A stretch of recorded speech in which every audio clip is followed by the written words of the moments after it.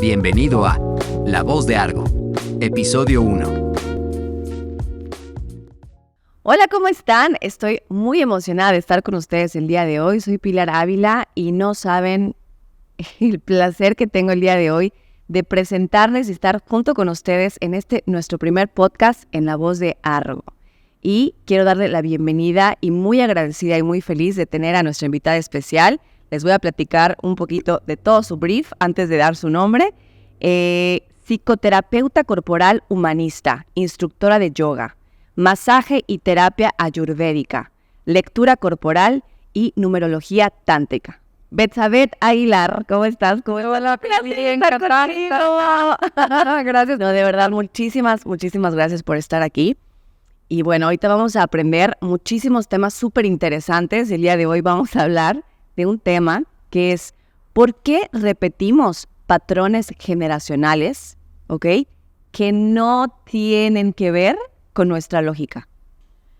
¿Qué es eso? En primera, porque la vida no es tan lógica como nosotros queremos verla. Es verdad, ¿no? ¿verdad? Hay mucha información que circula entre las familias que no nos damos cuenta cuando no tenemos la preparación que necesitamos para poder mirar con claridad qué es lo que está pasando en el ámbito de la familia. Nosotros venimos descendiendo de historias familiares que nos marcan. Esto ya está comprobado por la epigenética, que se está estudiando desde hace más de 20 años, y que demuestra que las conductas, las creencias, las heredamos. Ok. Las heredamos de nuestros ancestros, tanto de nuestro árbol de papá como de nuestro árbol genealógico de mamá. Entonces nosotros ya cuando nacemos ya venimos con una información inconsciente. Correcto. Fue Jung el que habló prácticamente de lo que es la mente consciente y la mente inconsciente. El consciente es de lo que sí nos damos cuenta. El inconsciente es esa información que se guarda en el cerebro límbico que generalmente no nos damos cuenta. El inconsciente puede ser el inconsciente individual, el inconsciente colectivo y el inconsciente familiar. Okay. Esos patrones que nosotros heredamos de nuestra familia, pues evidentemente vienen del inconsciente familiar, de lo que no nos damos cuenta, pero que es una información que todo el tiempo está ahí presente en nuestra familia. ¿Para qué nos sirve conocer la historia de nuestra familia? Para saber cuáles son los patrones que estamos repitiendo y que a veces no nos damos cuenta, pero que están ahí. Y el trabajo es empezar a darnos cuenta. Y esto que comentas, ¿cómo podemos detectar, por ejemplo, que no es algo que nosotros cargamos o es algo que es, ¿no?, de generaciones anteriores? ¿Cómo podemos detectar? Porque yo te dije que no tiene que ver con nuestra lógica, pero exacto, ¿qué es lógico, no? Entonces, ¿cómo podemos identificar esa parte? Yo creo que todo va a depender del trabajo personal que cada persona realice en su vida. Trabajo de desarrollo personal, trabajo de autoconocimiento. Porque cuando tú comienzas a trabajar en ti, tus propios temas personales, te va a llevar a darte cuenta qué pasó en tu infancia, cómo la viviste, qué asimilaste, qué vienes arrastrando. Sí. Y entonces el origen para comenzar a trabajar en esto es individual, porque somos individuos, pertenecemos a un árbol genealógico, pero somos individuos. Entonces, en este trabajo de desarrollo personal y de autoconocimiento, nos lleva irremediablemente a ver quién fue papá, quién fue mamá, quiénes son, cómo fue su infancia, los abuelos, las abuelas y sus historias. Y esto que comentas es indirectamente o directamente, porque, por ejemplo, puede ser esa parte de, no sé, estamos repitiendo patrones, ¿no? De repente te comportas de una manera y dices, o sea, soy mi mamá, o soy mi papá, o hay veces que no sabemos porque pues pudo haber sido, no sé, nuestro abuelo o nuestra abuela, no lo sé, es esa parte de que, que repetimos el patrón. Ok, fíjate, aquí algo muy importante es que nos quede claro, cuando comenzamos a trabajar en nosotros mismos, no soy mi papá, no soy mi mamá, Total. No soy mi abuela, mi abuelo, pero cargo parte de su información. Si a mí me queda clara cuál es esa información y cómo la estoy reproduciendo en mi vida, cómo le estoy siendo leal a esa información por querer pertenecer al árbol genealógico. Yo ya di un paso gigantesco porque me tomo como individuo, Sí. pero también tomo a mi árbol sin juicio, pero sí con conocimiento. Creo que esa parte es muy importante. A muchas personas les da miedo investigar sobre la historia de papá, sobre la historia de mamá o de los ancestros, porque creen que lo juzgan. Y no se trata de juzgar a nadie, se trata de conocer de dónde venimos, quiénes somos, qué patrones repetimos, Sí. para decidir de manera consciente honrar a nuestros ancestros, honrar a nuestros padres, pero tomar nuestra individualidad para construir nuestra propia vida. Totalmente, y eso que compartes, que dices, el miedo, o sea, ese miedo es como el tema que tenemos, ¿no? De encajar, ¿no? O de pertenecer para no fallar nuestros ancestros, nuestro árbol genealógico, o sea, como que es esa parte inconsciente, ¿no? Ese miedo. Sí. Entonces, ese miedo hay que, como al final hay que decidir ser uno, ¿no? O sea, tú como individuo, para trabajar y estar consciente de tus diferencias o de lo que traes, de lo que cargas de tu familia, de tu árbol genealógico, estar más consciente. Pero ¿cómo podemos trabajar en esa parte de desconstruirnos? Pues hay que desconstruir esa parte, ¿no? Para poder estar conscientes. Sí. Parte del trabajo de desarrollo personal es justamente esto. Voy a entrar en mí para analizar todas las áreas de mi vida, pero no nada más de mi vida personal, sino de mi árbol genealógico, de los que llegaron a este plano de existencia antes que yo. Y entonces es bien interesante, porque cuando tú comienzas a investigar la historia de tus abuelos, la historia de tus padres, si los tienes vivos, es maravilloso. Es importante. Maravilloso. Yo sí hice un trabajo de investigación de mi árbol, de parte de mamá, de parte de papá, quién fue quién, con mis tías, con mis abuelos, con mis tíos, preguntando esas historias familiares, que además es muy bonito porque nos hace tomar y abrazar al árbol genealógico. Sí. En comprender que si un abuelo, por ejemplo, en mi familia, un abuelo murió asesinado porque le gustaba tomar, un bisabuelo, no fue un abuelo, fue un bisabuelo, le gustaba tomar, sale de una cantina y yo creo que tuvo algún tema ahí y lo asesinan. No me digas. Comprender esa muerte súbita, violenta, donde hubo un tema de alcohol, alguien de mi linaje, alguien de mi familia actual lo está repitiendo. ¿Hay adicciones en mi familia? En mi caso particular, con mis hijos no, por ejemplo, pero con primos, por ejemplo, yo sí puedo observar que hay temas de alcoholismo, ¿no? Sí. Que han salido y han trabajado y seguirán trabajando en ello, pero ver, ¿y quiénes son? Por ejemplo, las mujeres no, son los hombres los que han tenido más tendencia de este árbol genealógico, ¿no? Del abuelo que murió asesinado, mal llevado, sin comprenderlo correctamente, desde su parte evolutiva. Sí. Hay ciertos hombres del clan que van a tender al alcoholismo por tener una lealtad inconsciente al abuelo, bisabuelo, ¿no? Para algunos bisabuelo, para otros abuelo. Bien llevado como es. Comprendo la historia que yo alcanzo a saber de este ancestro y elijo no tener ninguna adicción en mi vida, tener una vida lo más sana posible. Me puedo tomar una copa de vino, me puedo tomar algo para sentirme cómoda, pero no como un vicio, porque no quiero vicios en mi vida. Sí, esto que dices, o sea, entonces las lealtades invisibles son los males que cargamos de generaciones anteriores. Se tiende a llamar así. O sea, como los males de, ¿no? Las cosas negativas del bisabuelo. No, negativo. También, ok. No, se le da más importancia a lo negativo porque lo negativo es como esta sombra, esta parte oscura que tenemos, que nos da la oportunidad de evolucionar más. Ok. Finalmente es un regalo, ¿eh?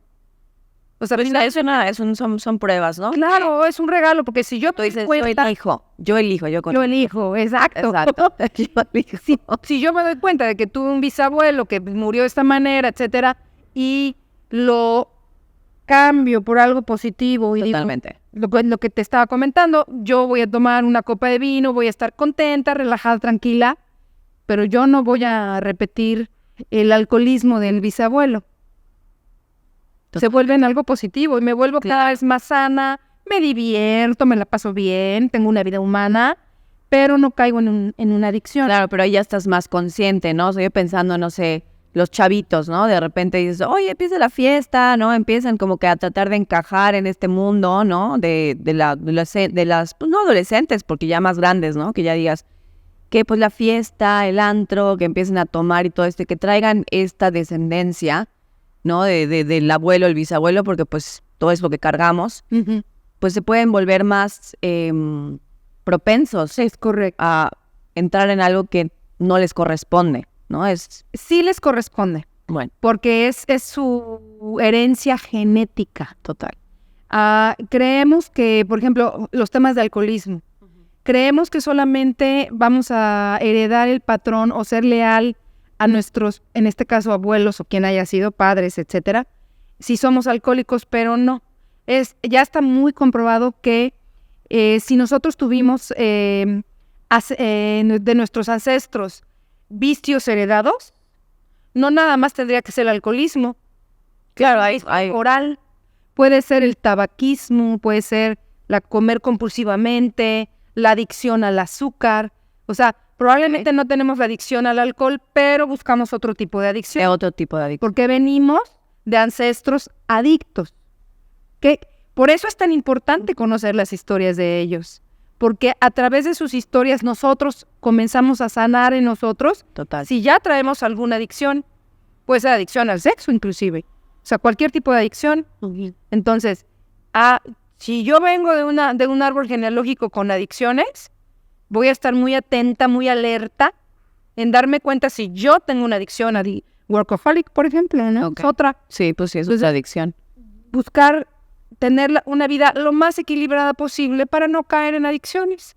Y de esa manera yo honro a mi árbol genealógico, honro la vida de mi ancestro, porque yo sí logro sanar al árbol y no caer en adicciones. Y hablando de esa parte, ok, me queda clarísimo el tema de lealtades invisibles con lo que va con las adicciones o los males, ¿no? Que vamos cargando, bueno, que son parte de nosotros. Y ahora esta parte de, por ejemplo, ¿no? En esta familia, todos se tienen que tener un título, ¿no? O sea, como cosas que ya como preestablecidas. También eso es como una lealtad invisible que tú dices, oye, ¿sabes qué? A mí me encantaría hacer otra cosa, pero pues yo tengo que ser médico porque toda mi familia es médica, entonces tengo que hacer eso, porque si no estoy fallando a mi clan, ¿no? ¿Eso también es una lealtad invisible? Sí. Ok. Cuando tú la haces consciente, la trabajas, sí. Esta es la parte delicada de las lealtades en la familia. Ok. Porque como tenemos un miedo muy primitivo, así primitivo, instintivo, a quedar fuera del árbol genealógico, a que nos saquen del clan familiar, nos da miedo porque a nivel inconsciente creemos que no vamos a sobrevivir. Ajá. Inconscientemente tomamos decisiones para cumplir con el mandato del clan. Mandatos. Porque estar fuera significaba en la antigüedad morir. Entonces, cuando tú trabajas en ti y te conoces y te desarrollas y quieres crecer y evolucionar y te tomas como individuo que ama y quiere a su clan, pero que es un individuo separado también, dices, pues a mí la medicina no me gusta, a mí lo que me gusta es la cocina y quiero ser chef. Correcto. Y es mi vida. Es que sí es tu vida. Total. tu individuación, honras tu vida y honras al clan, aunque probablemente depende cada familia cómo se maneje y qué tan evolucionada esté. Sí, porque si no, no puedes trabajar con eso, ¿no? Tú tienes que separar. Esa es la factura. Sí. Tienes que tomar distancia. Generalmente siempre hay lo que se le llama en el clan una oveja negra, Ajá. ¿no? Que viene a romper con estos patrones, con estas lealtades. Se le llama oveja negra porque va a querer salirse del estereotipo familiar y pues siempre está el valiente que dice, esto no lo repito, ¿no? Y pues generalmente son los más evolucionados. Aquí, ¿cuál es el trabajo que tiene que hacer una persona que quiere romper con las lealtades? El trabajo de conciencia que tiene que hacer es hacerlo con amor, es hacerlo con amabilidad, es que no sea a través del pleito, sino trabajar tanto en sí mismo. Sí, que lo puedas manejar, ¿no? Sin imponer o... Lo más armónico posible. Exacto. Para una pelea se necesitan dos, Total. ¿no? Entonces, si a mí mi papá me dice, no, te vas de la casa, o no sé, Ajá. buscar los acuerdos y si no hay manera de lograr acuerdos, tomar decisiones, pero siempre tratando que sea en armonía, que la armonía esté en ti. Claro, o sea, como que te respeto, pero también tú poniendo tus límites, ¿no? Porque necesitas respeto tú también de lo que tú eliges hacer de tu vida. Exacto. Darlo, pero también pedirlo. Ok. Entonces, pues aquí es básicamente para poder estar conscientes, es un trabajo personal, ¿no? Como esa parte de construcción, ¿se llama? De construcción. De construcción. Está muy de moda. Sí, está muy de moda. Pero bueno, para poder hacer ese proceso y estar más conscientes, pues es, como dices, trabajo personal de cada quien y eso está padre, o sea, investigar, o sea, hacer un estudio de tu árbol genealógico, porque también ayuda a las demás generaciones, ¿no? O sea, el día de mañana tus hijos, bueno, ya sabes de dónde vienes, ¿no? O sea, anticipar también se podría con este estudio del árbol genealógico, Sí. ¿no? Como compartirlo con nuestros hijos y ya les resuelvas ahí, porque luego viene otra generación y ¿cómo era el bisabuelo? ¿Cómo era el tatarabuelo? O sea, ¿no? Y así pues ya van creciendo con esta información. Creo que se podría trabajar desde otro punto, ¿no? Totalmente. Cuando nosotros hablamos de deconstrucción, es como romper un jarro, ¿no? Ajá.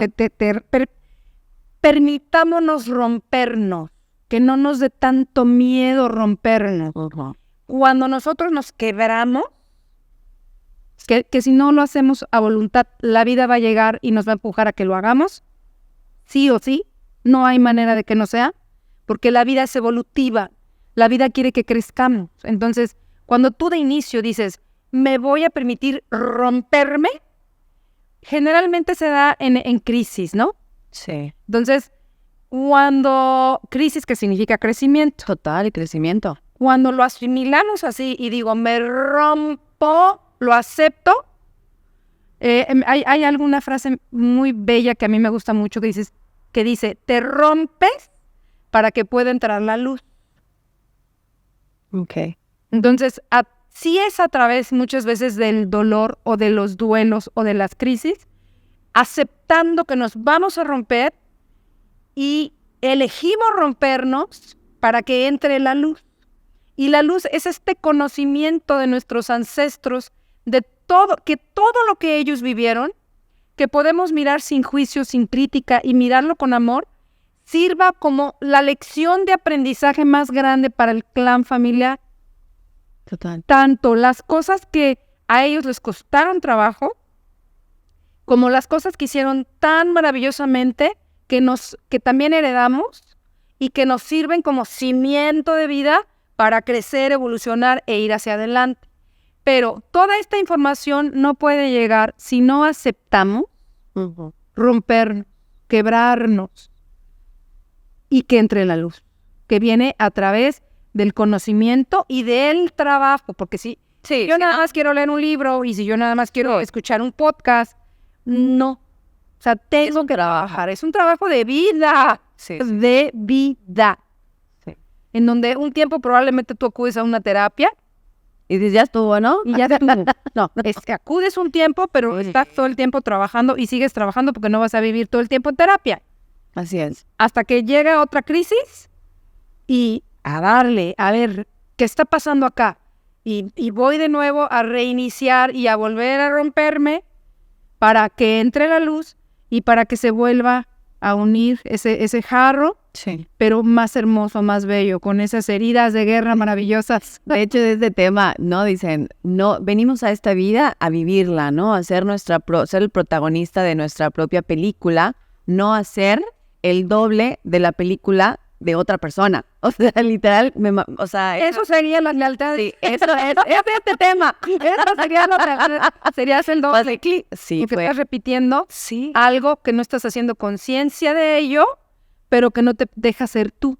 Exacto. Y eso es importante. O sea, Si tú no eres venís de esta vida a vivirla como tú, como eres, sí, ¿no? y tomas tu yo. O Exacto. sea, me tomo a mí con todo lo que me regalaron. Hay unos rituales muy bonitos cuando tú ya conoces estas historias, las trabajaste, las lloraste, las reíste, las asimilaste, que es extender los brazos, abrir las manos y aceptar todo ese regalo que te han dado tus ancestros, que es enseñanza mágica, maravillosa, de crecimiento y oportunidad de evolución. Sí. Y extiendes los brazos, abres las manos, aceptas todas esas historias, todo lo que te regalan ellos con su historia.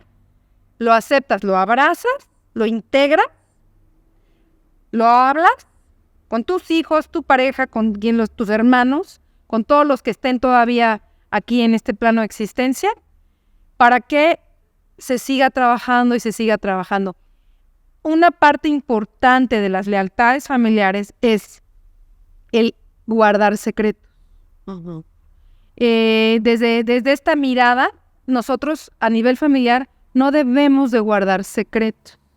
Todo este tema de que abortó, mató, engañó, robó, etcétera.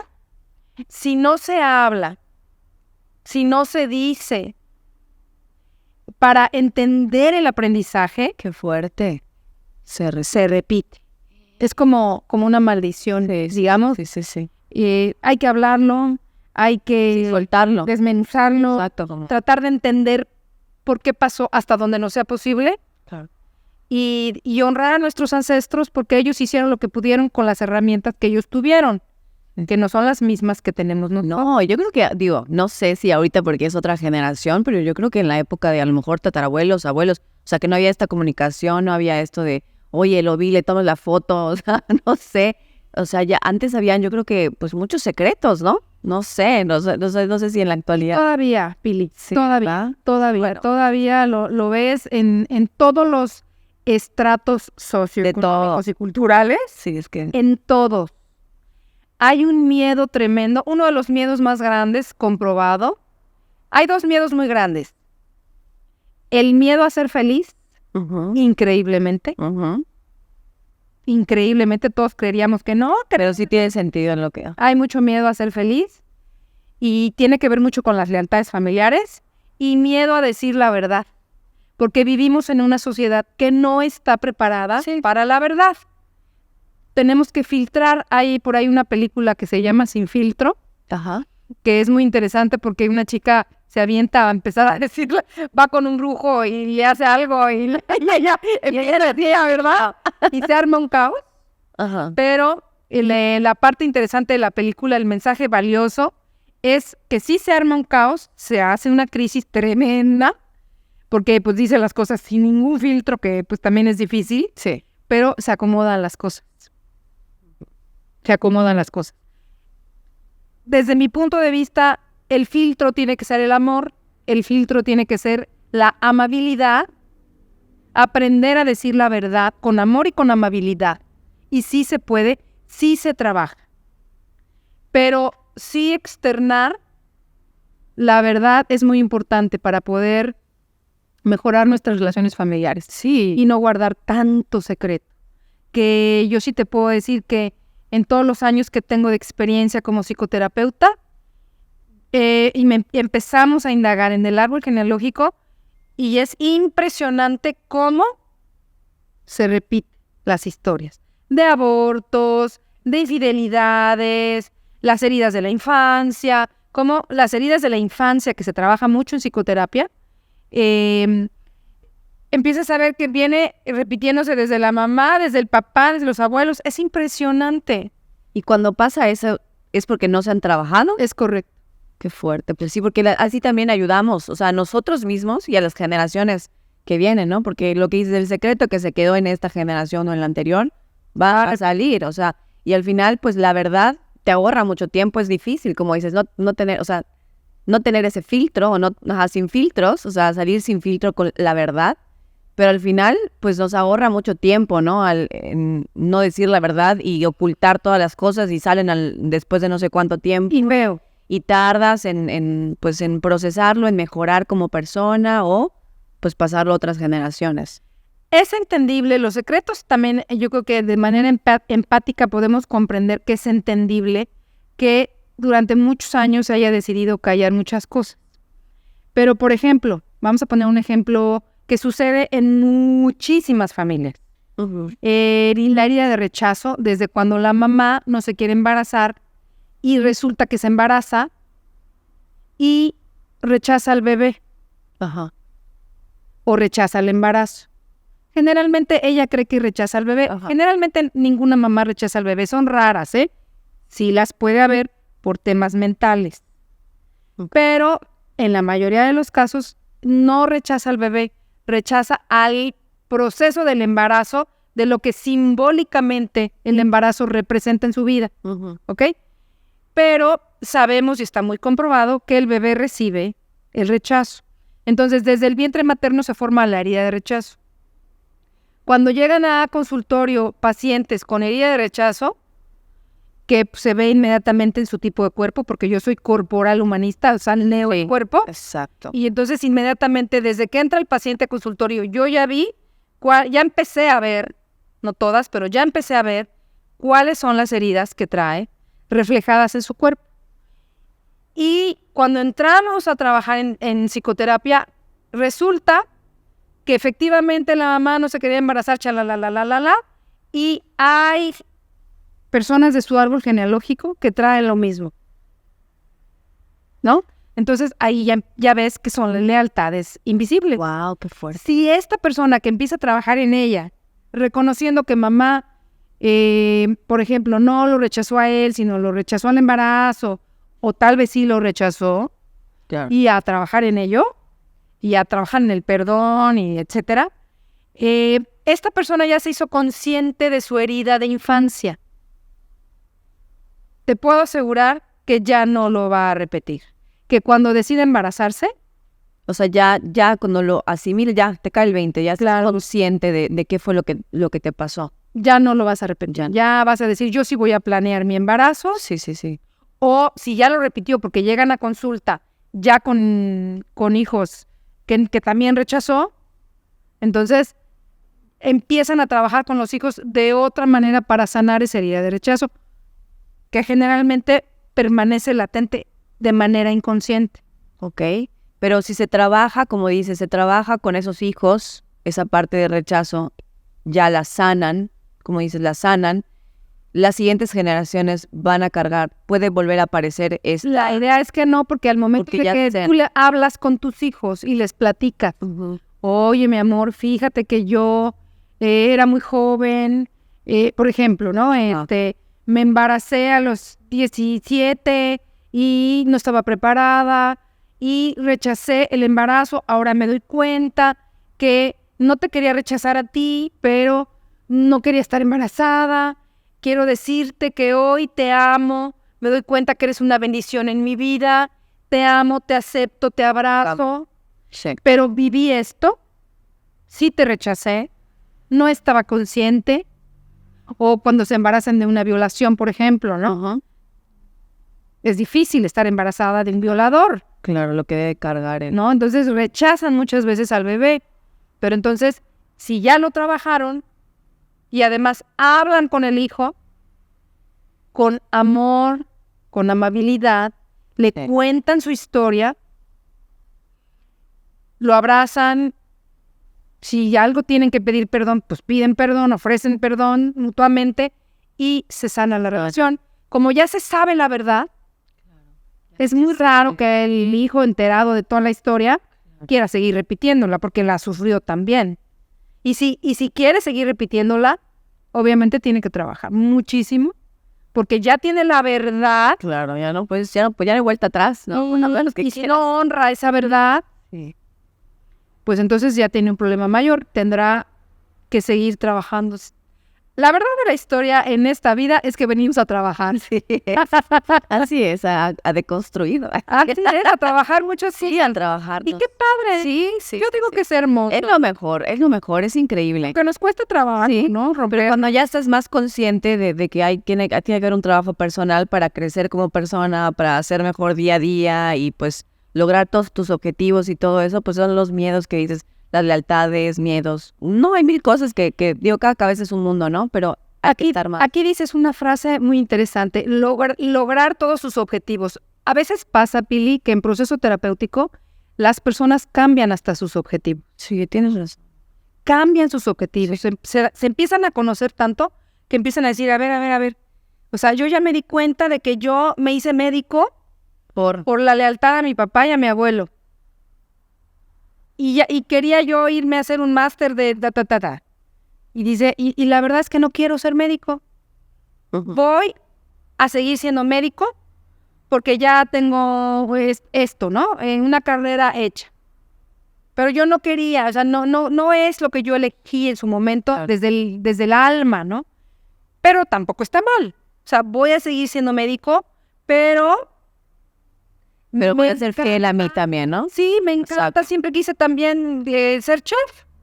Entonces, aleatoriamente, continúo con mi profesión, pero me voy a tomar cursos de chef y voy a cocinar y me voy a cumplir a mí. Ya le cumplí a mi clan. Exacto. Ahora me voy a cumplir a mí. No hay pleito, no está peleado. Somos multitalentosos, no tenemos solo un talento, tenemos muchos talentos, solo hay que mirarlos. No tenemos que encasillarnos y quedarnos chiquitos en algo. Total. Sino abrir un abanico de posibilidades y entonces desarrollar, ya se hablan de muchas inteligencias, no solamente una. Elige. Y también depende de las etapas de tu vida, porque vamos viendo que en las diferentes etapas de nuestra vida vamos abriendo ese abanico y viendo qué talentos, ¿no? Por ejemplo, personas de la tercera edad llegan a estar muy trabajados, por ejemplo, si lo hicieron con anterioridad. Yo conozco varios que ya se jubilaron y ahora quiero estudiar un curso de cata de vinos. Ahora quiero estudiar un máster de sexualidad humana. Ahora quiero... Es que nunca se termina de aprender, ¿no? Pero cuando está... Qué cool. Que luego hay unos que ya me jubilé, ya estuvo. Y tiene que haber siempre, ¿no? O sea, algún motivo, algo que quieras aprender, algo que quieras explorar. Siempre tiene que haber esta curiosidad. Hasta el descanso. El descanso. Sí. Si no te lo otorgaste, porque te dijeron que tenías que vivir trabajando, que eso es muy común. Y si te enseñaron además que el trabajo es una carga y no un regalo de la vida, tienes un tema. Ahí entran las lealtades. ¿No? Porque a mucha gente le dijeron, a trabajar, eres un flojo, vamos, y te necesitas trabajar. O el dinero es malo, no sé qué, ¿no? Ese tipo. Otra lealtad. Exacto. Dices, el trabajo es una bendición, el dinero es una bendición, pero tienes que integrarlo a nivel cerebro límbico, inconsciente, que entre al inconsciente, porque si se queda solo en decirlo, no funciona. Tienes que meterlo profundo a nivel inconsciente. Y eso se mete con mucho trabajo psicoterapéutico, eso se integra con mucha acción combinada con emoción y sentimiento para irte demostrando poco a poco que tu relación con el dinero es efectiva, es buena, que es una energía maravillosa que viene a ponerte a tu servicio para que tengas una vida buena, una vida digna, que te mereces tener por derecho de conciencia, por derecho divino. Te lo mereces. Total. Y no haces mal uso de esa energía, haces un buen uso. Y entonces te vas volviendo muy próspero, muy abundante y muy generoso. Y ya muy cambia. generoso también, ¿no? Claro. Entonces, por eso es tan importante revisar qué pasó en nuestro árbol genealógico. Bueno, pues ya saben, chicos, hay tarea.